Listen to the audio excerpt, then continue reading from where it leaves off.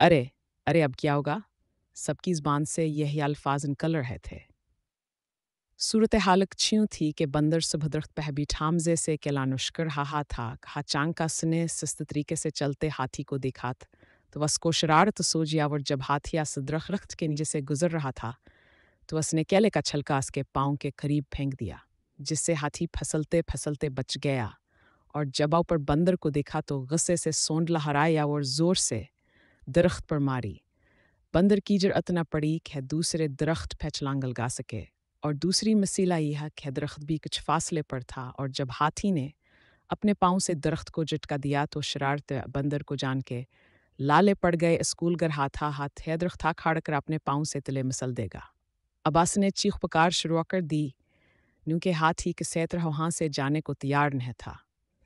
इसने अपने तमाम दोस्तों को आवाज़ें दें, वह हंसबाक ठेहा व गए। वो खुद भी हाथी के करीब जाने से डर रहे थे, क्योंकि हाथी का गुस्सा अरूज पर था। दरख्त की शाखें टूट चुकी थीं। बंदर खौफजदा चलाता ऊपर वाली टहनी से चिमटा हुआ था और बचाओ बचाओ की आवाज़ लगा रहा था। आज तो जंगल का बादशाह शेर भी दूसरे जंगल की सीर के ले गया हुआ था। अब शदीद कोई ब्यास को हाथी के खतरनाक तीवर से बचा नहीं सकता था। हाथी दरअसल बंदर को उसकी शरारतों और फजूल हरकतों का आज मज़ा सिखाना चाहता था। लोमड़ी के जहन में अचानक समस मसले का हल आया। वह फौरा सब जानवरों के पास गया और बताया कि सूरत हाल पर कैसे काबू पाया जा सकता है और बंदर की जांच करवाई जा सकती है। अगर भालू जाकर उससे बात करे तो वह ज़रूर उसको बात मान जाएगा, क्योंकि वो अच्छे दोस्त हैं और उम्मीद है कि हाथी उसकी बात नहीं टालेगा। सबास की बात पर मुत्तफ़क़ हुए और भालू से कहा मौका पर बंदर की मदद करे और उसको हाथी से माफ़ी दिलवा दे।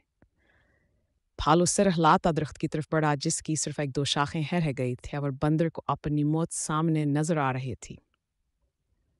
भालुआ ठीक के करीब आया और स्कीमत समाजत की और यकीन दिलाया कि आइंदा बंदर ऐसी कोई हरकत नहीं करेगा। अब तुम गस्सा ख़त्म कर दवा और उसको वहाँ से हटाकर दूसरे तरफ ले गया और बंदर से कहा नीचे उतरो और अपनी शरारत की माफ़ी मांगो और वादा करो कि आज के बाद किसी को तंग नहीं करोगे। वो डरते डरते फूली सांस के साथ नीचे उतर और भालू के पीछे जा छुपा और हाथी से कपकपाती आवाज़ से माफ़ी मांगी, तो हाथ देने फौरा ही इसे माफ़ कर दिया।